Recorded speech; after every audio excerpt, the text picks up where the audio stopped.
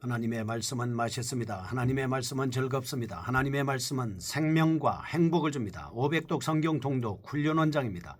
여수 살리는 교회 임기환 목사가 하나님의 말씀을 봉독하고 전하는 시간입니다. 함께 하시면 기적이 일어납니다. 알람을 설정하시고 들으시면 좋겠습니다.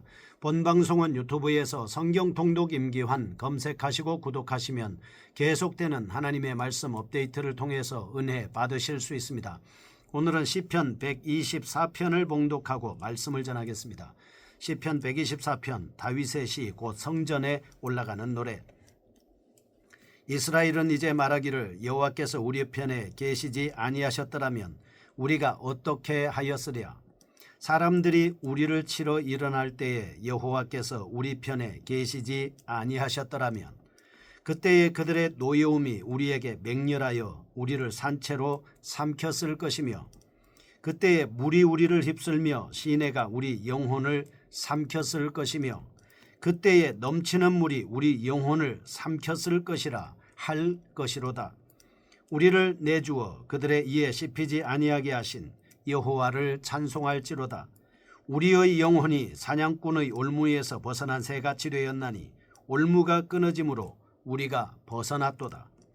우리의 도움은 천지를 지으신 여호와의 이름에 있도다. 아멘. 시편 124편입니다. 하나님의 인도하심에 대한 감사의 고백을 하고 있습니다. 본 시편은 적과의 큰 전쟁에서 승리하게 하신 하나님의 구원을 회상하면서 감사하고 경배하는 노래라고 볼 수 있겠습니다. 후펠트와 같은 비평가들은 본시가 아라모 형들을 사용하고 있다고 합니다. 바벨론에서 귀환한 후에 쓰여진 작품이라고 그래서 주장하고 있는 것이죠. 그러나 원문 표지에 따른 내적 증거와 다윗의 다른 시들과 같은 형식으로 쓰여졌다는 사실 등을 볼 때 다윗의 저작임이 분명하다 보겠습니다. 또한 어떤 학자들은 본시의 역사적 배경에 대해서 다윗이 수리아와 에돔 등과 전쟁할 때 구원받은 것을 회상하면서 지은 것이라고 주장하기도 합니다. 그러나 이 사실은 명확하지 않습니다.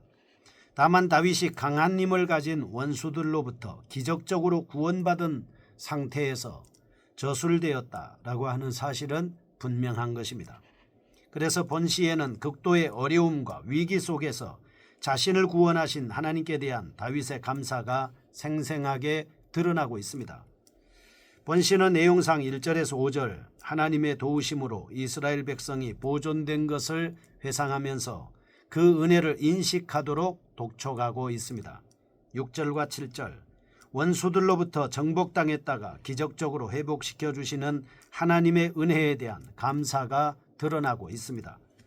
8절 이스라엘 승리의 원동력은 오직 천지를 지으신 하나님의 이름에 근거한다라고 하는 고백이 들어있습니다. 우리도 내 이름으로 귀신을 쫓아내며 예수님의 이름으로 명령하면 귀신도 나가고 병도 고치고 문제도 해결된다라고 하는 것을 알 수가 있지 않겠습니까? 이미 구약 성경에서도 하나님의 이름으로 모든 것이 해결된다라고 하는 고백이 있는 것입니다. 1절에서 5절입니다. 하나님의 구원을 인식하도록 독촉하는 내용입니다. 우리도 어떤 문제가 닥쳤을 때 이것은 하나님께서 해결해 주신 거야. 하나님이 도와주신 겁니다. 하나님에서 이끌어 주셨습니다. 하나님이 역사하셨습니다. 하나님이 기적을 베풀어 주셨습니다. 이렇게 상대방에게 하나님의 은혜를 독촉하고 그렇게 인식하도록 깨닫게 해주는 것은 우리가 해야 될 일이라고 볼 수 있겠습니다. 여호와의 보호하심에 대해서 강조하고 있습니다. 시인은 이스라엘의 모든 승리가 오직 하나님으로부터 말미암는다라고 말하고 있습니다. 하나님의 도우심을 강조하기 위해서 부정문의 형식을 취하고 있습니다. 3절 다윗은 하나님의 구원이 없었다면 원수들의 무서운 노가 이스라엘을 삼켰을 것이라고 말하고 있습니다.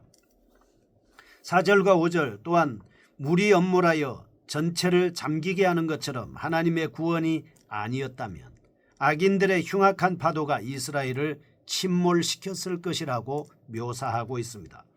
시인은 하나님의 도움에 대한 확신을 가지고 하나님의 도움이 없는 상황을 가정하면서 더욱 그 필요성과 은혜를 부각시키고 있습니다. 사실 사무엘상 19장 10절에서 12절, 20장 3절에서 다윗은 여러 차례 사망의 위기를 경험했습니다. 그때마다 하나님께서는 놀랍게 구원을 베풀어 주셨습니다.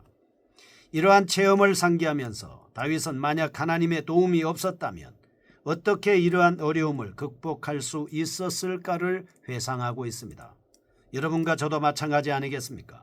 하나님의 도움이 계셨기에 지금 우리는 오늘 이 자리에 앉아서 이러한 일을 할 수 있다라고 하는 것입니다.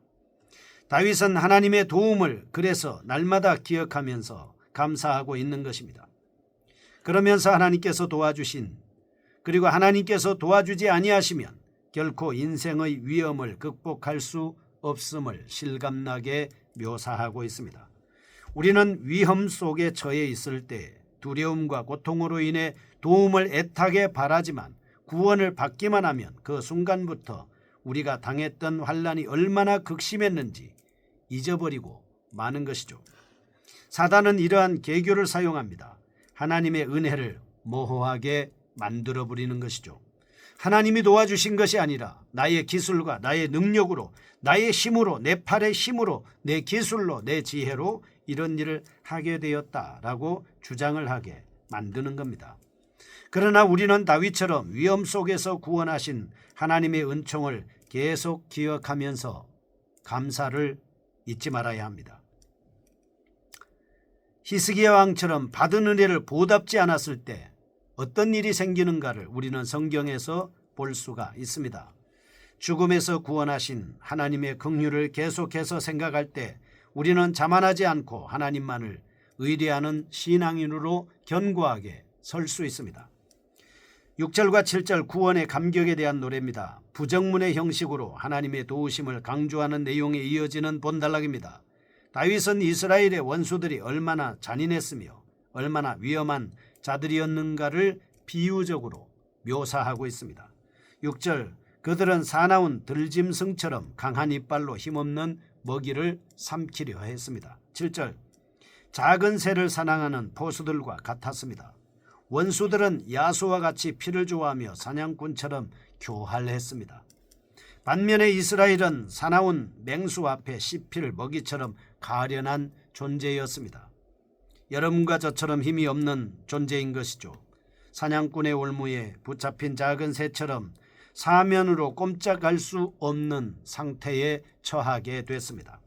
하나님의 백성들은 때로는 힘에 있어서는 물론 계교에 있어서도 원수들보다 크게 뒤짐으로 항상 많은 위험과 죽음에 직면하고 있음을 볼 수 있습니다.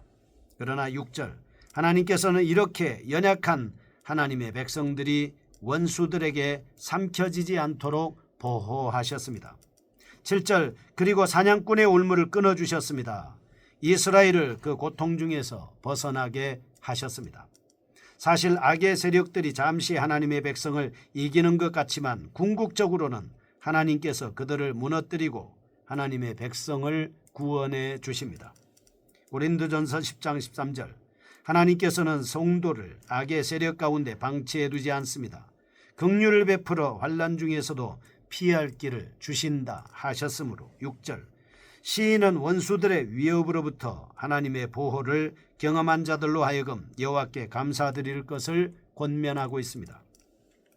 인간은 망각하는 존재이기 때문에 자칫하면 하나님이 베푸신 은혜를 잊어버릴 우려가 있다. 그러므로 시편 이사야 26장 16절 환난 속에서도 하나님의 긍휼을 입은 성도는 하나님의 보호와 사랑을 언제나 기억하면서 전심으로 하나님 앞에 찬양을 드려야 합니다.